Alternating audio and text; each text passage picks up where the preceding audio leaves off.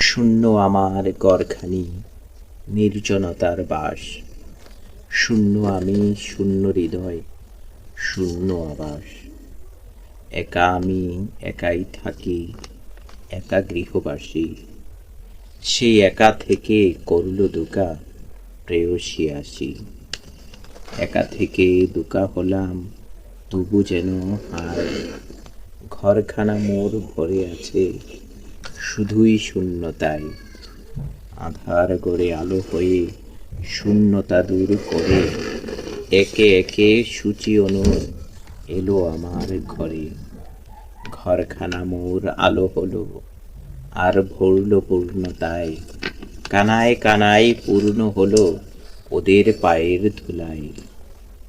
ক্ষণে ক্ষণে কোণে কোণে ছড়িয়ে দেয় হাসি।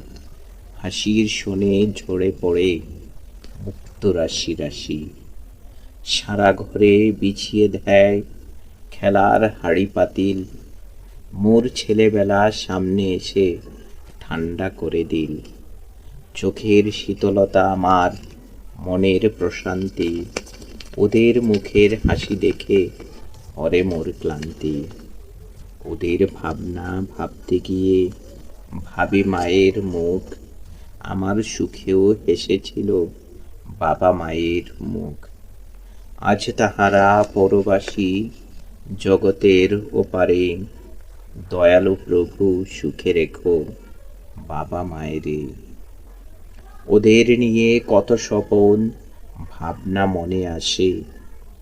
অনেক বড় হবে ওরা ধরার আলো বাতাসে। এই কচি কচি মুখ আর কচি কচি হাত কমেই তো পক্ষ হচ্ছে যাচ্ছে যে দিন রাত। ওদের আগমনে ভরেছিল যে শূন্য ঘর, সে ঘরটাতে আবারও নামবে শূন্যতার বাসর। নূরটা না হয় ঘরেই থাকবে, সূচি যাবে আপন ঘর। সেই সুদিনের কথা ভেবে খাঁ খাঁ করে মোর অন্তর। আমারও বয়স বাড়বে তখন মহাকালের পথ ধরে। যে পথে বাবা মায়েরা চলে গেছেন আপন ঘরে। আজকের এই কচি মুখগুলো সুখের শ্রাবণ ধারা কল্পলোকে সেদিন আমায় দেবে যে পাহারা। ছেলেটা হয়তো ব্যস্ত থাকবে জীবিকা আর সংসারে।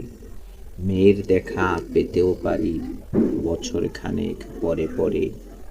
যে বেকুলতা আজ তাদের মনে রাতে বাবার মুখ দেখার, এই বেকুলতা ঘুরে সেদিন আসবে ফিরে মনে আমার।